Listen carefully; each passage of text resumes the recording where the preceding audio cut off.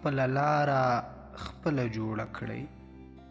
د عبدالرزاق همدرد لخوا ژباړل شوی کتاب چې په موخو او موخو ته د رسیدو په لارو چارو بحث کوي، لومړۍ غږیزې برخې ته ښه راغلاست. هیله ده چې روغ او جوړ او د صحت په جامه به سمبال واوسئ. اوس مو پام راړوم د کتاب غږیزې برخې ته.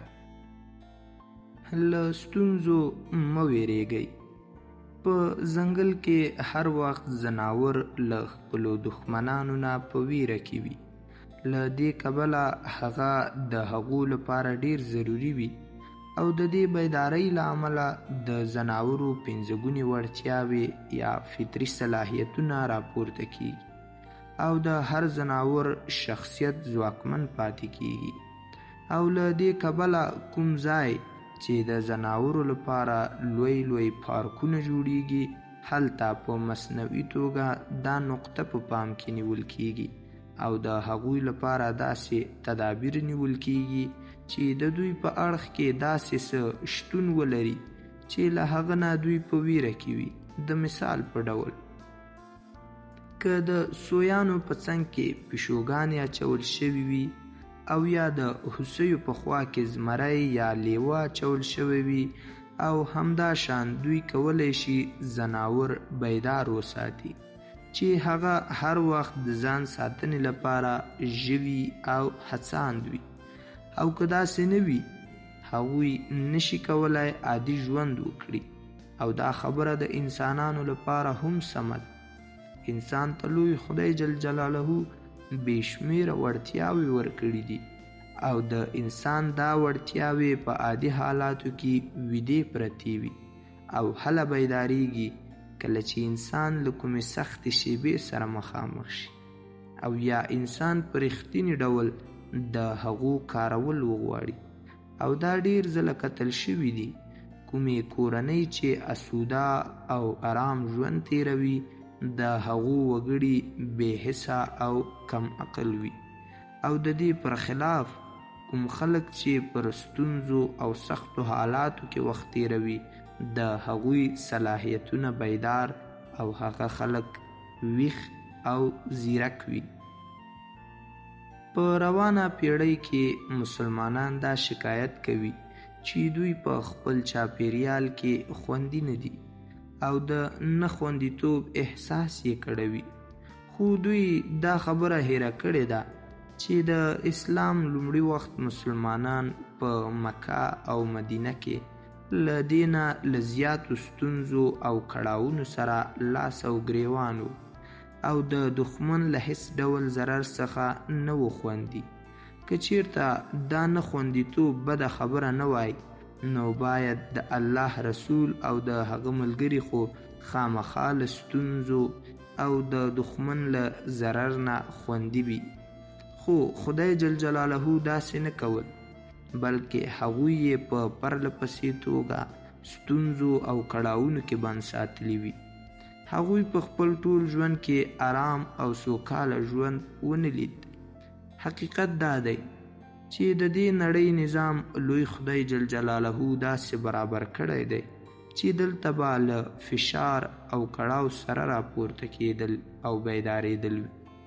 دلته به د ستونزو او د ربړونو په ښوونځي کې انسان لوړه روزنه ترلاسه کوي. د ویرې په حالاتو کې به استعدادونه او وړتیاوې راټوکېږي.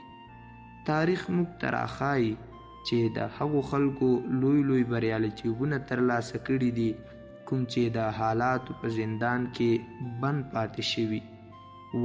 او د قدرت دا قانون د افرادو لپاره هم دی او د قومونو لپاره هم. له ماتېدو وروسته تاسې چې لرګی مات کړئ نو هغه دوه ټوټې شي او هغه د تل لپاره دوه ټوټې وي او د مخکې په څیر بیرته ځان نشي وروستلی. خو د ژوندیو څیزونو حالات بیا د دې برعکس وي. ژوندی شی له ماتېدو وروسته هم ژوندی پاتې کېدلی شي. یو ژوندی میبه چې کله غوڅ کړی شي نو هغه بیا بیرته ژوندی یا میبه ګرځي. زموږ په نړۍ کې دا ډول پیښې د خدای جل جلاله سترې نښې دي. هغه موږ ته وایي چې د یو ژوندي انسان لپاره خدای جل جلاله په دې نړۍ کې څومره شونتیاوې نغښتې دي. لکه دا شونتیا چې دی باید هیڅ ډول ماتې وروستۍ ماتې ونه بولي. هیڅ یوه پیښه دی د تل لپاره نشي ختمولی. نو ژوندی انسان یا یو ژوندی مخلوق هیڅکله نشي پرې کېدلی. که چیرې ژوندی مخلوق پرېکړی هم شي، بیا یې هره برخه یو بیل ژوندی وجود پیدا کوي او په نتیجه کې له پخوا نه ډیر پیاوړی کیږي. انسان یو داسې مخلوق دی چې ناکامي هغه ته فکري ژورتیا ور په برخه کوي. خنډونه د هغه په ذهن باندې بندې لارې پرانیزي. که حالات د هغه وجود ټوټه ټوټه کړي، نو هره برخه یو ځل بیا نوی ژوند پیدا کوي. دې شونتیا په دې نړۍ کې هر انسان نه ماتېدونکی ګرځولی دی، خو په دې شرط چې هغه ژوندی وي. هغه له ماتېدو وروسته د خپلو ځواکونو د بیا یو ځای کولو په چل وپوهیږي. له لوبې بایللو وروسته هغه خپله حوصله له لاسه ورنه کړي. د یوې کښتۍ له ماتېدو وروسته باید د دویم ځل لپاره په بله نوې کښتۍ کې خپل سفر جاري وساتي. د مثبت فکر جوړول. یو سړی و چې د ژوند لګښتونه یې د پوکاڼو له پلور څخه پوره کول. هر کله به یې چې کاروبار ټکنی شو، څو رنګه پوکاڼۍ به یې هوا ته خوشې کړي او په دې توګه به یې د ماشومانو پام ځان ته راواړوه او ماشومانو به بیرته له ده څخه د پوکاڼو پیرل پیل کړل. ده به هره ورځ دا تجربه تکراروله. یوه ورځ یو ماشوم ورته راغی او له ده څخه یې پوښتنه وکړه، که دا مشکي پوکاڼه خوشې کړې اسمان ته به پورته شي؟ پلورونکی چې د ماشوم د پوښتنې تر اغېزې لاندې راغلی و، په نرمۍ ځواب ورکړ، بچیه، دا د پوکاڼۍ رنګ نه دی چې هغه هوا ته پورته کوي، بلکې په هغه کې دننه محتویات دي چې د دغه کار لامل کیږي. دغه اصل زموږ په ژوند کې هم تکراریږي. د وګړو ذات ارزښتمن دی. هغه څه چې زموږ په ذات کې دي او موږ د پرمختګ لور ته هڅوي، هغه زموږ د فکر بڼه یا طرز فکر دی. د هارورډ پوهنتون استاد ویلیام جیمز وایي، زموږ د نسل تر ټولو ستره لاسته راوړنه دا ده چې کولی شي د خپل فکر بدلولو له لارې خپل ژوند بدل کړي. ځان جوړونه. خدای جل جلاله لرګی پیدا کړی دی، خو کښتۍ یې نه ده جوړه کړې. اوسپنه یې پر ځمکه کې ایښې ده، خو د ماشین په شکل یې نه ده تیاره کړې. المونیم او پلاستیک یې پیدا کړي دي، خو د الوتکې په شکل د جوړولو کار یې پرې ایښی دی. د دې هر څه لامل څه دی؟ لامل یې دا دی چې نور کار الله جل جلاله انسان ته پریښی او غواړي دا نور کار له انسان نه واخلي.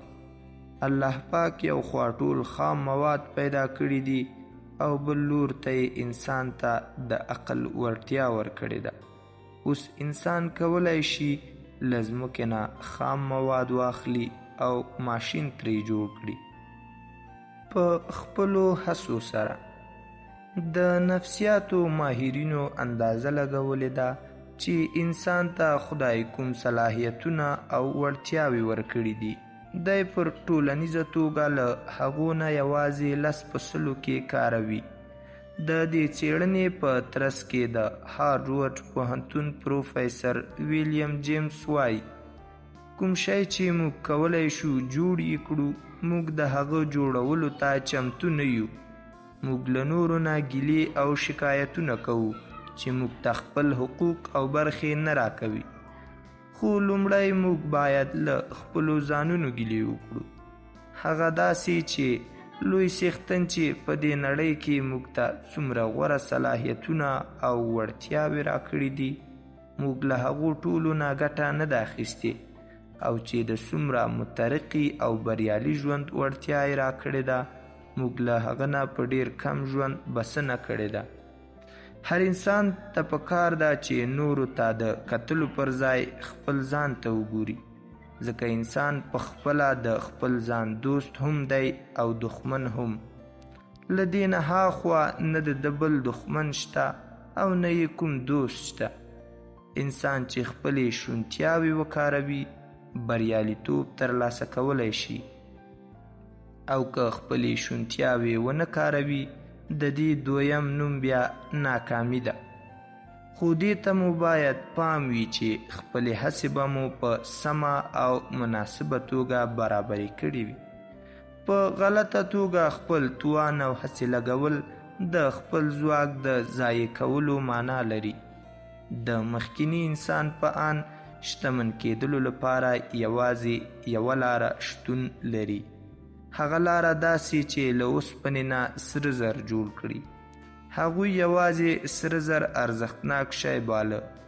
ګڼ شمېر خلکو په زرګونو کلونو هڅې کولې چې له اوسپنې نه سره زر جوړ کړي، خو هغوی یوازې خپل وخت او خپله شتمني ضایع کړه او بالاخره یوه ورځ له ناهیلیو او حسرتونو سره له دې نړۍ نه لاړل. خو د خدای جل جلاله په دې نړۍ کې یوه بله شونتیا وه، او هغه له اوسپنې نه د ماشین جوړول و. په موجوده زمانه کې لویدیځوالو قومونو دا راز وپېژانده او خپلې هڅې یې دې لوري ته متوجه کړې.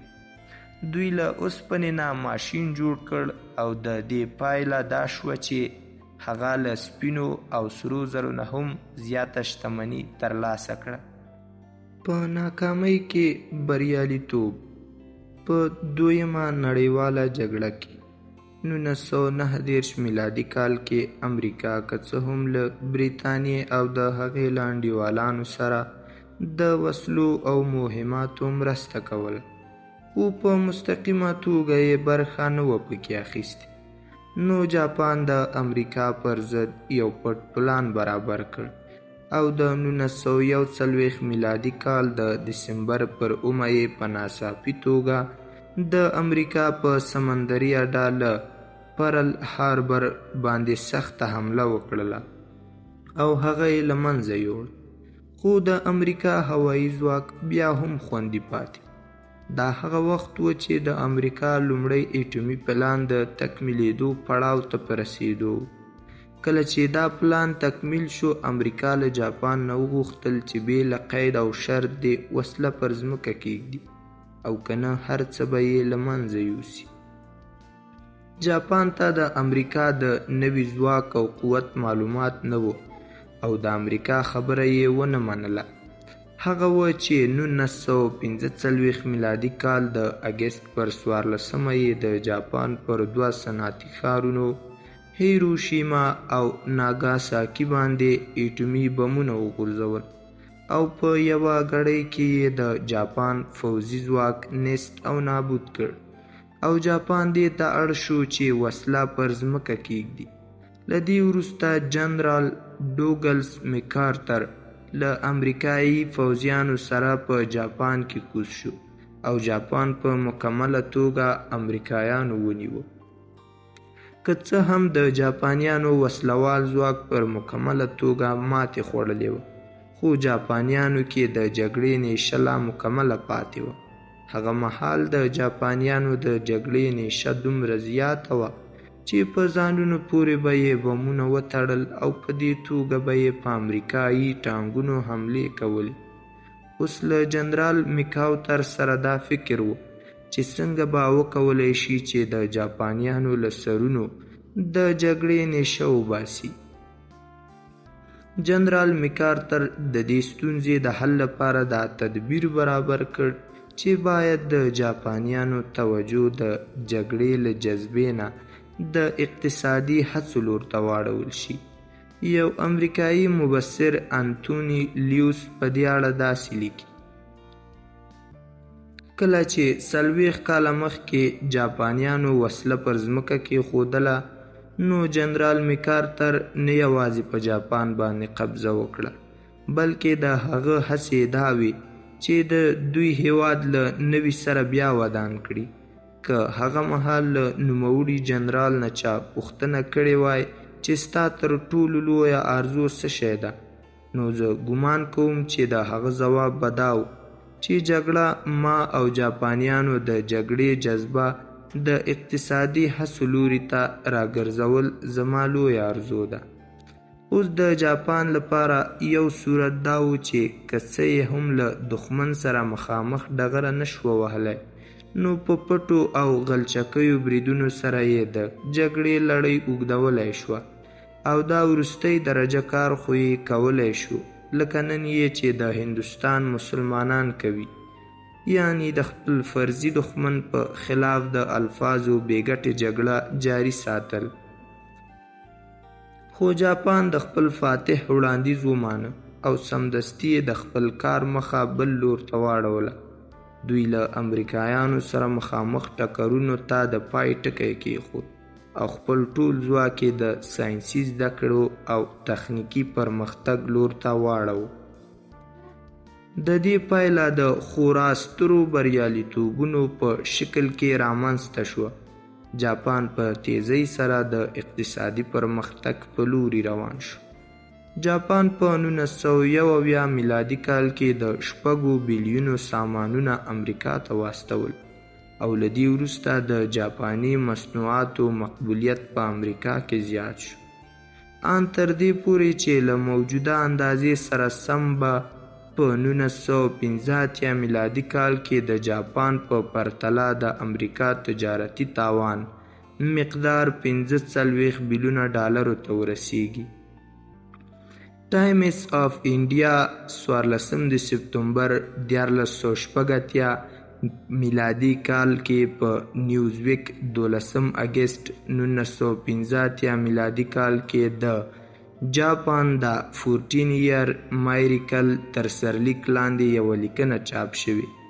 په دې لیکنه کې په 1945 میلادي کال کې د جاپان له پوره بربادۍ وروسته د هغه په خورا تیز پرمختګ باندې تفصیلي خبرې شوي دي او ویل شوي دي چې جاپان نی قوم د افسانوي مرغه په څیر په خپلو ایرو کې بیرته راپورته شو. جاپانیانو د خپل فاتح پر وړاندې دا بریالیتوب ځکه ترلاسه کړ چې دوی خپله ناکامي ومنل او د حقیقت اعتراف په دې نړۍ کې د بریالیتوب یوازینی راز دی. که څه هم ځینې ناپوهه خلک له حقیقت نه په انکار کولو کې د بریالیتوب راز لټوي، د بریالیتوب لپاره له یوه تاجر نه چا وپوښتل چې د بریالیتوب راز په څه کې دی. هغه ورته وویل کله چې سهار وختي له خوبه پاڅې نو په منډه له خپلې بسترې نه ټوپ ووهه او په لوړ اواز ووایه دویمه ورځ ډیره لویه او ستر نعمت دی، نو ته بریالی یې. دا حقیقت دی چې له شپې وروسته د نوي سهار راتګ خورا ستر نعمت دی، ځکه هغه موږ ته د کار یوه نوې ورځ په لاس راکړه. څوک چې په رښتیا له کار سره مینه لري هغه چې یو ورځ بیا مومي نو په ورین تندي به هغې ته هرکلی وایي، او څوک چې د کار د ورځې په موندلو سره هغې ته په ورین تندي هرکلی وایي هغه کولی شي په دې نړۍ کې کوم لوی کار ترسره کړي.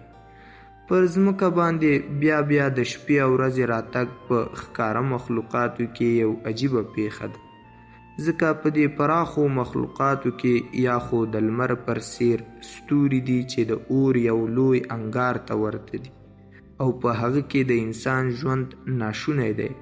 له دې وروسته چې کومې وړې یا غټې سیارې دي لکه مریخ او سپوږمۍ، د هغو چکر د ځمکې په خلاف یوازې یو اړخیز دی، یعنی هغه یوازې په خپل مدار باندې راچورلي چې پر پایله کې د هغو په یوه برخه باندې تل شپه وي او په بله برخه یې تل ورځ وي.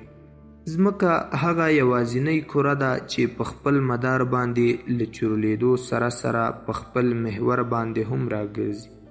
له همدې کبله په هغې باندې بیا شپه او ورځ راځي. دا د الله عجیب نظام دی. په دې توګه الله جل جلاله انسان ته دا موقع ورکړې ده چې هغه د ورځې پر مهال کار وکړي او په شپه کې خپله ستوماني وباسي. انسان که په دې ټول نظام باندې غور وکړي نو پر ځمکه باندې له شپې وروسته د ورځې راتګ به ده ته دومره عجیب ښکاره شي چې د سهار پر مهال به هغه خامخا له خپلې بسترې په ټوپ وهلو سره راپاڅېږي او د خدای جل جلاله شکر به وباسي چې ده ته یې د کار یوه ارزښتناکه موقع پر لاس ورکړه. څوک چې سهار یو لوی نعمت بولي هغه کولی شي چې خپل سهار د یوې نوې شونتیا او امکان په توګه وکاروي. ته شتمن یې؟ سوالګر وویل بابا خیر غواړم. د چې لاندې باندې ورته وکتل هغه روغ رمټ و، لاسونه، پښې او ټول بدن یې روغ و او ورته ویې ویل ولې خیر درکړم؟ سوالګر وویل نیستمن یم، څه نه لرم. ده ورته وویل نه ته نیستمن نه یې، ته ډېر شتمن یې. سوالګر وویل بابا ټوکې مه کوه، زه له کومه شتمن شوم، زه خو هېڅ هم نه لرم. سړي ورته وویل ښه له تا سره چې څه دي هغه ماته راکړه، زه به 50,000 روپۍ درکړم. سوالګر خپله ځوالۍ له اوږې راښکته کړه او ورته یې کړه زما ټوله شتمني دغه ده او ستا پر مخ کې ده، وړه یې. هغه ورته وویل نه له تا سره له دې پرته نور ډېر څه شته. له تا سره 2 پښې دي، یوه یې ماته راکړه او 10,000 روپۍ به درکړم. سوالګر انکار وکړ. هغه ورته وویل ښه له تا سره 2 لاسونه دي، یو یې ماته راکړه 20,000 روپۍ به درکړم. سوالګر بیا انکار وکړ. سړي ورته وویل ګوره له تا سره 2 پښې دي، 2 لاسونه او 2 سترګې دي. ما یوازې د یوه بیه درته وویل چې هغه پوره 50,000 روپۍ شوي. که دواړه یې بیه کړو نو پوره 100,000 روپۍ شوي. د دې مطلب دا شو تا ته چې خدای کوم بدن درکړی دی په دې کې ګڼ شمېر ارزښتناک شیان دي چې یوازې د 3 شیانو یې کم تر کمه 100,000 بیه ده. نو بیا ته ولې غریب او نیستمن یې؟ ته خو ډېر زیات شتمن یې. ته سوال کول پرېږده او له دې ارزښتناکې پانګې نه کار واخله. ته به له هر چا زیات بریالیتوب ترلاسه کړي. که ته د نیولو لپاره لاسونه لرې او د تګ لپاره پښې لرې او د لیدو لپاره سترګې لرې او د خبرو لپاره ژبه لرې نو ګواکې له تا سره هر څه شته، ځکه د دې شیانو په ذریعه د دنیا هر څه ترلاسه کیدی شي. یو شی هم د دوی د کار له ساحې نه د باندې نه دی. د کامیابۍ په اړه فکر وکړئ. تاسې چې کوم فکر کوئ هم هغه شان جوړیږي. همدا اوس داسې فکر وکړئ په کوم ډول چې ځان جوړول غواړئ. کامیابی او ناکامی ذهني کیفیت دی او دا ذهني کیفیت د کامیابۍ سوچ دی او دا ستاسې په اختیار کې ده چې تاسو د کامیابۍ په اړه فکر کوئ او که نه. ستاسې شخصیت ستاسې له فکر سره تړاو لري. تاسې چې څه ډول د خپلو خیالاتو فکر کوئ هم هغه ستاسې په ژوند کې کنټرول راولي او تاسې د خپلو فکرو په واسطه خپل ژوند کنټرولولی شئ. خوشحالي، سکون او لامحدوده طاقت ترلاسه کولی شئ. تاسې هر څه جوړېدلی شئ. البته د دغو ټولو انحصارول ستاسې په فکرونو پورې تړاو لري. د فکر کولو په اړه یو بنیادی اصل دا دی چې هیڅکله داسې نشي کېدی چې فکر د یوه څه وکړي او ترلاسه بل څه شي. کامیابی تا ته انتظار کوي. د یو هوښیار سړي خبره ده هر څوک غواړي جنت ته لاړ شي مګر مرګ ته هیڅوک تیار نه دي. سره له دې چې جنت ته د تللو نه مخکې مرګ ضرور دی. همدا شان هر څوک کامیابی غواړي لیکن د کامیابۍ د قیمت ادا کولو ته تیار نه وي. هر څوک چې د یوې کامیابۍ په اړه هڅه وکړي او پر دغه لاره ناکام شي نو بیا خپل پاتې عمر په ناهیلۍ کې تیروي. کامیابه کېدل د هر انسان فطري تمنا او آرزو ده. په دنیا کې هیڅ یو انسان له دغه خواهش څخه خالی نه دی، مګر هر څوک کامیابه کېدلی نشي. ځکه ډیر خلک د خپل ځان په اړه په دې هم نه پوهیږي چې څوک دی او څه کوي. زه چې له ځانه ناخبر یم چې زه څوک یم نو تر هغې هغه څه چې کوم یې په اړه فکر کوم چې باید رانه جوړ شي سخته ده. اوس وخت ډیر خلک ناکام دي او د ناکامۍ یې یوازې دوه لارې دي. اول، دوی د خپل ټول قابلیت او ذهانت باوجود نور خلک نه پیژني چې هغه څه کوي او په څه ډول یې کوي. دوهم، له هغوی سره د ژوند هیڅ کوم واضح مقصد نه وي او نه په کوم مخصوص کار کې کوم مهارت لري. د ناکامو خلکو دوه نښې دا هم کیدی شي. یوه دا چې د دوی په زړونو کې د کامیابۍ غوښتنه په رښتوني ډول نه وه. دویم، دا چې دوی په کوم کار کې شخصي مهارت او قابلیت نه لري. په یوه کلي کې یو هوښیار او بزرګ سړی اوسېده. د خپله زندګي د علم، غور او فکر لپاره وقف کړې وه. د حکمت او پوهه تر لرې لرې ورسېده. هر څوک به ورته راتلل او د خپلو مسایلو په اړه به یې ترې مشورې غوښتلې. د ده لخوا به چې کوم ځواب ورکړل شو خلکو به پرې عمل کوو. دی په خپل کلي کې ډیر مشهور شو. هر چا به د ده په ځواب عمل کوو او خپل مسایل به یې په ښه طریقه حل کول. همدې کلي کې یو څو بد هلکان اوسېدل. دوی به هم کله ناکله د پوښتنو لپاره بابا ته ورتلل چې پر هر ځل به د بابا لخوا داسې سم ځواب ورکړل شو کوم ته به چې تل هلکان حیران وو. دې هلکانو یو ځل تصمیم ونیوه تر څو بابا پوښتنو ته په ځواب ورکولو کې دروغجن ثابت کړي. له ډیر غور او فکر څخه وروسته یو هلک یو چل جوړ کړ. هغه د لمدې خټې په کټوي کې یوه مرغۍ بنده کړه او ویې ویل بابا ته به ووایو په دې کې دننه مرغۍ ژوندۍ ده که مړه. که بابا وویل چې ژوندۍ ده نو زه به کټوي ته زور ورکړم او مرغۍ به مړه کړم، او که بابا وویل چې مړه ده نو مرغۍ خو ژوندۍ ده. په دواړو حالتونو کې به بابا دروغجن ثابت شي او موږ به په خپل چل کې کامیاب شو. دغه ټول د شر نه ډک هلکان بزرګ او هوښیار بابا ته د هغه د ازمایلو او په ځواب ورکولو کې د غلط ثابتولو په نیت هغه ته ورغلل او یوه هلک ترې وپوښتل بابا جانه په دې کټوي کې یوه مرغۍ ده، ته ووایه دا ژوندۍ ده که مړه.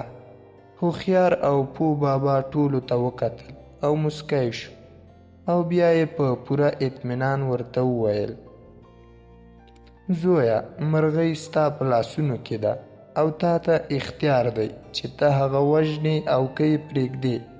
هغه بېچارهګۍ به څه وکړي؟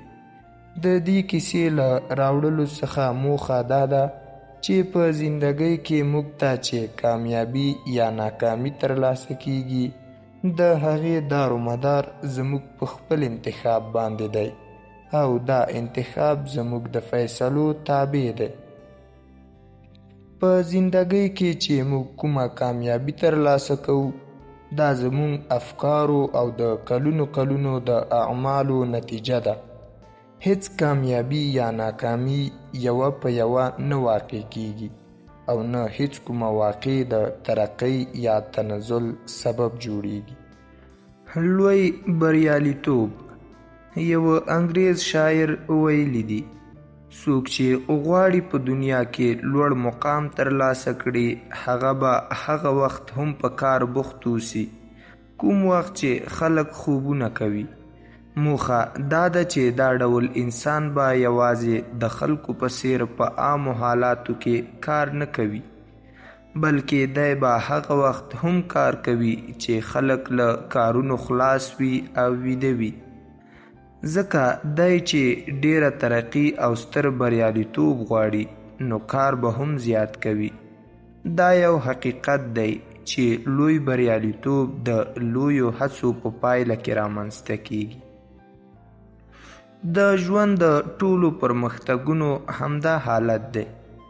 لوی بریالیتوب اکثره وخت د هغه چا په نصیب کې پروت وي چې هغه شپه ورځ په کار بوخت وي، نو په ناڅاپي توګه یوه موقع مخته ورشي او د هغې په کارولو سره ستر پرمختګ وکړي. دا موقع په ناڅاپي توګه رامخته کیږي او مخکې له دې انسان سره د هغې علم نه وي. څوک چې د ورځې کار کوي او د شپې ویده وي نو د شپې هغه موقع راغلی وي او تیره شوې وي او دی د هغې له کارولو نه محروم پاتې شوی وي. او دا راز څوک چې د شپې کار کوي او د ورځې پر مخ ویده وي نو دا موقع په ورځ کې له هغه نه ضایع شي. لوی بریالیتوب هر وخت د زیاتو هڅو په پایله کې ترلاسه کیږي او ستر بریالیتوب ترلاسه کول بله هیڅ لاره نه لري. د خود اعتمادۍ دښمن د خود اعتمادۍ دښمن ناامیدي یا مایوسي ده. مایوس انسان د خوشحالیو په هجوم کې د غمونو تسلسل ویني، ځکه هغه ویریږي چې دغه خوشحالي ډیر زر په غمونو بدلیدونکې ده. مایوسي د انسان تر نیمایي زیاته وینه کموي. مایوسي د انسان تر ټولو لوی دښمن او د خدای جل جلاله عذاب دی. مه مایوسه کیږئ ځکه نتیجه یې د عمر کموالی دی. مایوسه او د کمزورو زړونو خاوندان پرېږدئ، که نه نو تاسې هم د دوی په څیر کیدلی شئ.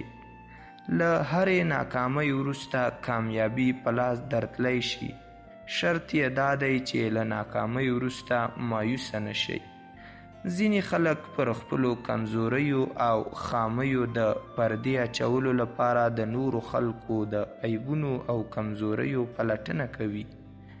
دا کار هغه څوک کوي چې د ځان له اصلاح څخه مایوسه وي. موږ ته ناامیده او مایوسه کیدل نه دي پکار. ستاسې د مایوسۍ ذمهوار هیڅوک نه دی بلکې تاسې پخپله یاست.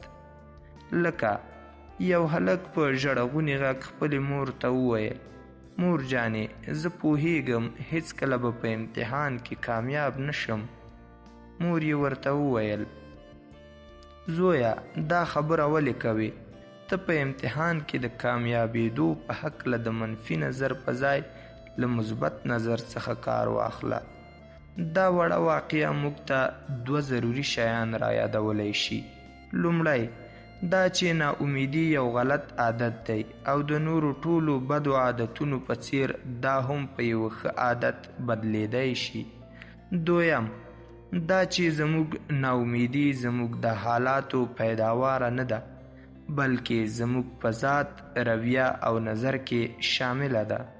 فیثاغورس ویلی دي: هیڅکله دا خیال ونه کړئ چې تاسې بدقسمته یاست. تقدیر ستاسې خلاف دی. ناکامي ستاسې په برخه ده.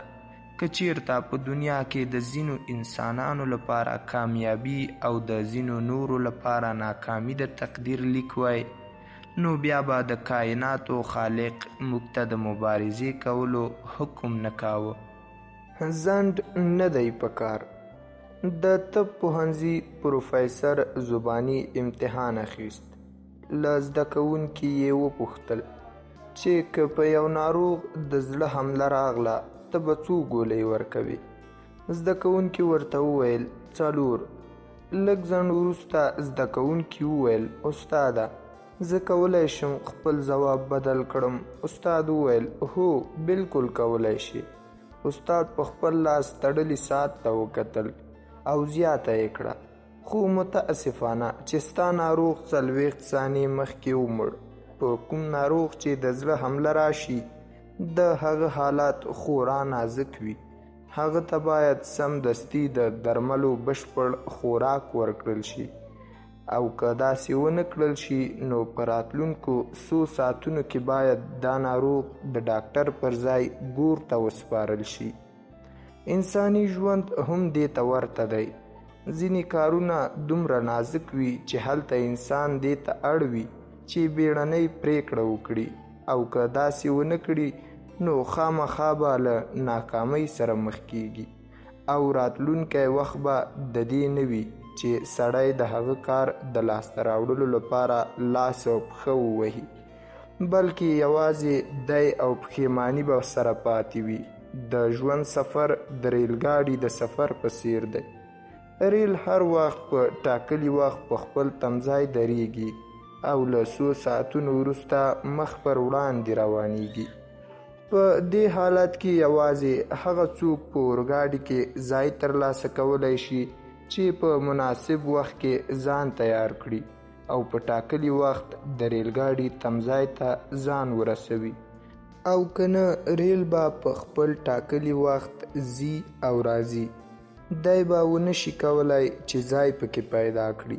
دا راز خو د چمتو او تیارو خلکو لپاره د پرمختګ او ترقۍ لامل شي، او لټ او سست خلک بې برخې پاتې شي.